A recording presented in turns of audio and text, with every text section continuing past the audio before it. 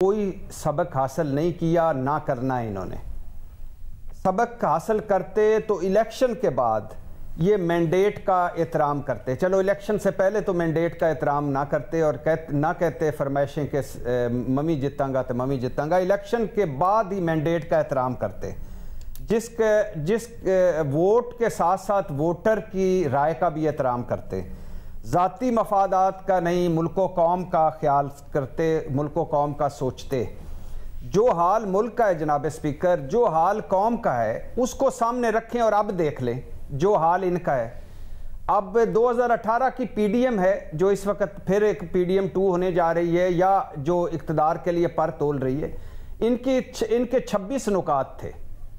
ये जो कुछ चाहते थे उस वक्त, ये आज वही कर रहे हैं। जो कुछ उस वक्त चाहते थे कि ये नहीं होना चाहिए, जो कुछ इनकी ख्वाहिश थी कि ये बिल्कुल नहीं होना चाहिए, ये सियासत में नहीं होना चाहिए, ये आज वही कर रहे हैं। और फिर आप सिर्फ बात मुख्तसर करके ख़त्म करता हूँ। पीपल्स पार्टी के मुतालबात देखिए, मुल्क का क्या हाल है, कौम का क्या हाल है, मैंडेट आपको क्या मिला है और मुतालबात क्या है कि सदारत हमें दे दो, चेयरमैन सेनेट हमें दे दो, स्पीकरशिप हमें दे दो, चारों गवर्नर्स हमें दे दो और कायमा कमेटियों के चेयरमैनी हमें दे दो, वजीर आजम 27 किलोमीटर का मुस्लिम लीग नून बन जाए।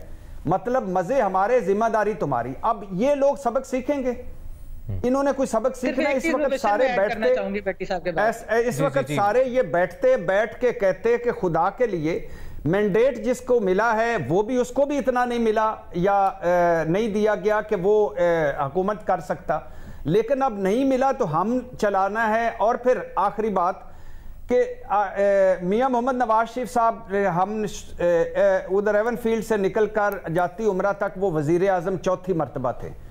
इस वक्त जब मुल्क को उनकी, जब अगर मुस्लिम लीग को सामने रखा जाए, मुल्क को उनकी ज़रूरत थी। इस वक्त जब आप इस कौम और मुल्क फंसे हुए और वो खुशहाली और तरक्की ला सकते थे, तो इस वक्त उनको बैक पतली गली से नहीं जाना चाहिए था, रुकना चाहिए था, कहना चाहिए था मुझे मैंडेट नहीं मिला, मुझे मेरी ख्वाहिश पूरी नहीं हुई सादा अक्सरियत की। लेकिन चूंकि मुल्क और कौम इस वक्त बुरान में और मेरे पास विजन है, मेरे पास रोड मैप है, मैं खुशहाली और तरक्की ला सकता हूं, इसलिए मैं वजीर आजम बनूंगा और मैं इस मुश्किल वक्त में कौम के साथ खड़ा हूंगा। वो खैर से चले गए और उन्होंने कहा अच्छा महमल, आप और ये बात कि नवाज शरीफ वो चैलेंज एक्सेप्ट कर सकते थे आपके ख्याल में भी?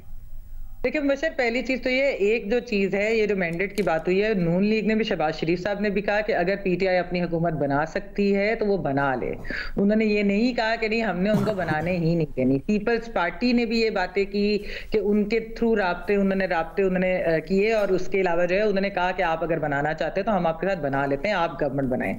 तो ऐसा नहीं हुआ कि दो जो जमातें हैं उन्होंने बिल्कुल ही ठुकरा दी बात और उन्होंने कहा कि हमने जो है ऑफर ही नहीं करनी और हम बस आपस में बैठ तो हम अपनी हुकूमत बना लेते हैं। नहीं, उन्होंने पहले पीटीआई को ही कहा। अब पीटीआई की तरफ से बार बार ये आ रहा है कि हमने इनके साथ बैठना ही नहीं। इस वक्त जो नंबर्स सामने उसमें तो किसी ना किसी के साथ तो बैठना पड़ेगा। इसीलिए मैं कह रही हूं कि अगर पीटीआई की कोई वैलिड शिकायत भी हैं तो पार्लियामेंट वो फोरम है जिसके अंदर वो ये रेज करें।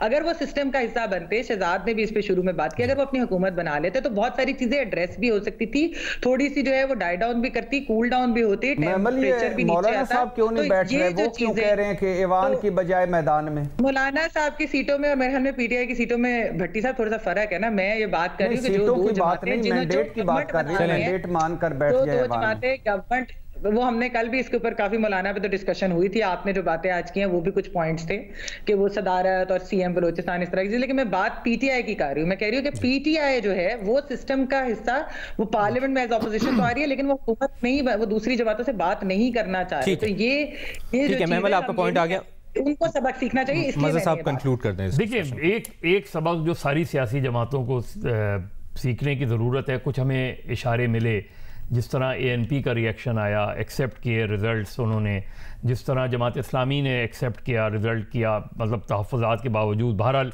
सिराजुल हक साहब ने इस्तीफ़ा दे दिया, आज़म साहब उन्होंने इस्तीफ़ा दे दिया और बहुत से लोगों ने, ख्वाजा साद रफ़ीक ने मुबारकबाद दी। तो ये अच्छी रवायात को पार्टी के हेड्स तक और पार्टी के जो बड़ी पार्टियां हैं उनको भी ये सबक इन जमातों से सीखना चाहिए कि जो अगर आप जहां हारे हैं और अगर पार्टी का सरबरा इलेक्शन हार जाए तो उसे पार्टी की सदारत छोड़ देनी चाहिए। ये सबसे बड़ा सबक सीखना चाहिए।